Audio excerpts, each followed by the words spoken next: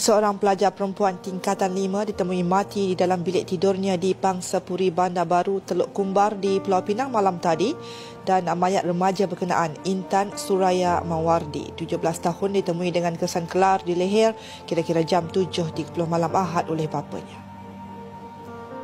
Ini adalah salah satu kes pembunuhan paling kejam di negara kita. Bakal menduduki peperiksaan SPM tidak lama lagi, seorang gadis berusia 17 tahun telah dirogol dan kemudian dikelar lehernya oleh seorang pengawal keselamatan sekolah dipercayai teman lelakinya.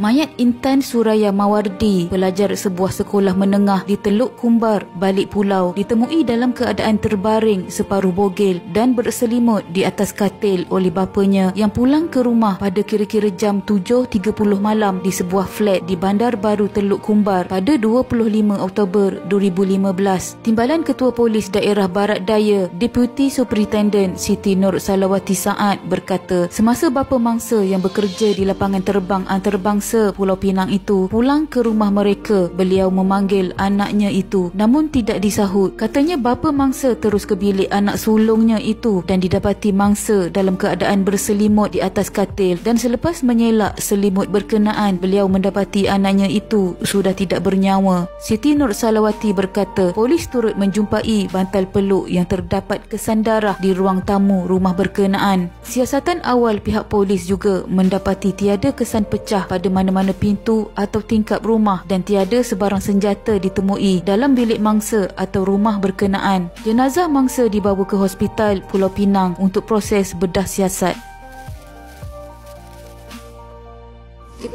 Kita dipercayai ada kesan-kesan pergelutan. Ada jumpa kesan-kesan kat dalam rumah ke macam mana? Di dalam bilik, kesan dalam bilik. Kita masih dalam siasatan. Kita tidak boleh lagi membuat apa-apa inilah. Kita ada menahan satu lelaki Melayu lah untuk membantu siasatan. Lebih kurang 20-an. Kita tahan di kawasan Teluk Kumbar. Ada mengenali. Okey? Itu.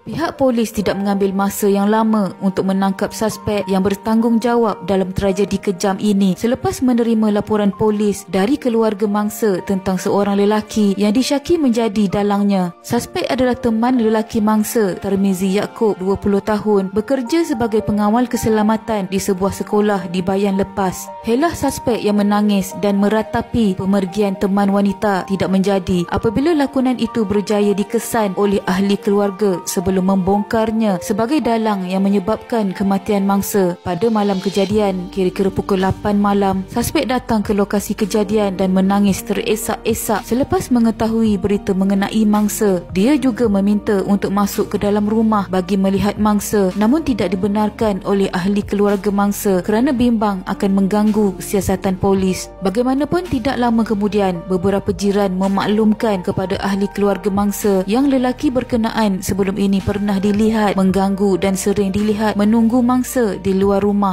dengan gerak-geri lelaki itu yang mencurigakan, menyebabkan ahli keluarga mengesyaki sesuatu dan terus memaklumkan perkara itu kepada pihak polis.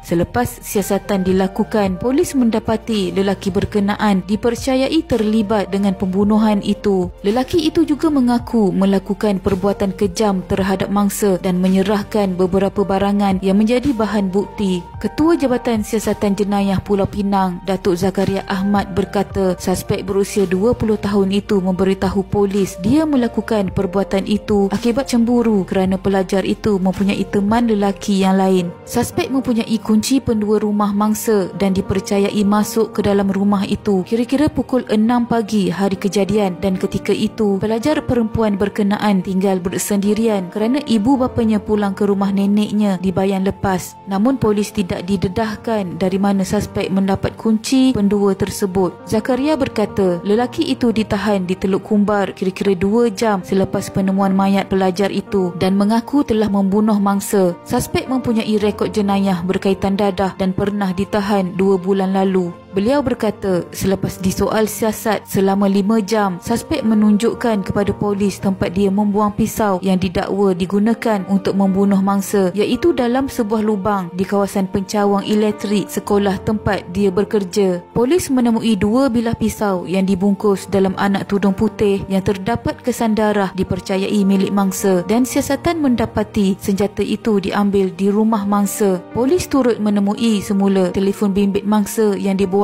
di kawasan tempat kerja suspek itu. Polis juga telah pergi ke rumahnya di Permatang Damar Laut di mana pakaian yang dipakai ketika membunuh ditemui. Zakaria berkata, ujian air kencing mendapati lelaki itu negatif dadah dan dia kini direman 7 hari bagi membantu siasatan. Menurutnya, siasatan mendapati lelaki itu yang mengenali mangsa sejak awal tahun itu masuk ke dalam rumah pelajar itu untuk membunuh teman wanitanya kerana marah dan cemburu. Selepas melakukan aksi kejam itu, suspek kemudian kembali ke rumahnya untuk menukar pakaian sebelum pergi ke tempatnya bekerja. Mangsa dipercayai dibunuh antara 7 dan 8 jam sebelum mayatnya ditemui.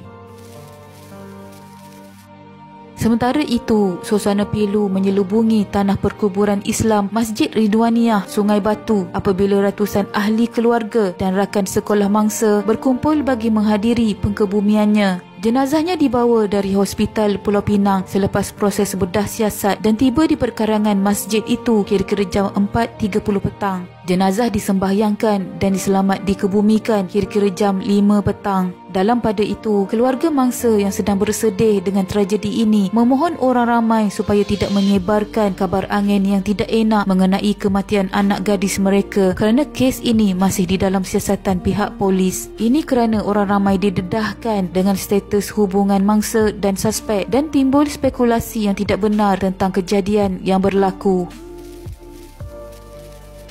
Pada 6 November 2015, suspek dihadapkan ke Mahkamah Magistrate Balik Pulau atas pertuduhan membunuh mangsa. Bagaimanapun tiada pengakuan direkodkan selepas pertuduhan terhadap Tarmizi Yaakob yang tidak diwakili peguam dibaca di hadapan Magistrate Nurul Rashidah Muhammad Akid. Dia didakwa membunuh Intan Suraya Mawardi di dalam rumah blok 5118 Flat Bandar Baru Perda, Teluk Kumbar antara pukul 7.30 pagi dan 7.30 malam 25 Oktober 2015 mengikut Seksyen 302 Kanun Keseksaan yang membawa hukuman mati mandatori jika sabit kesalahan. Pendakwaan dikendalikan oleh Timbalan Pendakwa Raya Syafiq Mahadi.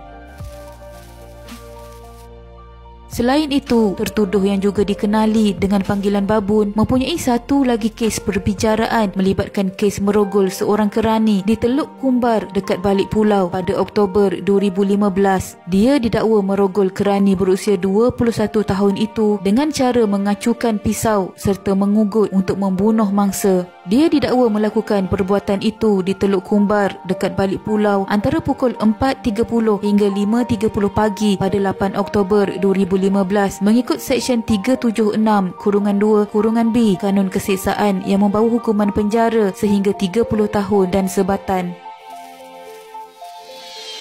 Pada 26 Mac 2019, suspek yang didakwa kerana membunuh mangsa disabitkan hukuman mati oleh Mahkamah Tinggi di Georgetown, Pulau Pinang. Pesuruhjaya Kehakiman Datuk Abdul Wahab Muhammad berkata, berdasarkan bukti, Tarmizi Yaakob didapati menyebabkan kecederaan yang mengakibatkan kematian seorang pelajar perempuan berusia 17 tahun. Beliau berkata, pembelaan gagal menimbulkan keraguan yang munasabah terhadap kes. Abdul Wahab turut mensabitkan Tarmizi dengan hukuman penjara 15 tahun dan 3 sebatan kerana merogol mangsa. Peguam bela S. Yagu dalam alasan untuk pengurangan hukuman berkata, tertuduh kesal dan meminta supaya hukuman diringankan. Manakala Timbalan Pendakwa Raya Nur Azura Zulkifli menggesa mahkamah mengenakan hukuman maksimum kerana ia merupakan perkara yang serius. Selepas dijatuhi hukuman, tertuduh dilihat tersenyum sendiri dan masih tersenyum apabila dia dibawa keluar dari mahkamah. Kelakuan suspek memang amat kejam kerana meragut nyawa insan lain hanya kerana nafsu liarnya. Kita perlu sentiasa mengingatkan sesama kaum wanita supaya sentiasa berjaga-jaga, terutamanya jika tinggal bersendirian, dan jangan mudah percaya kepada orang, hatta teman lelaki sekalipun. Ini kerana kita tidak dapat meramal kelakuan seseorang menerusi pandangan luarannya. Sama-sama kita hadiahkan Al-Fatihah kepada mangsa. Allahyarhamah Intan Suraya Mawardi. Semoga rohnya dicucuri rahmat. Sekian.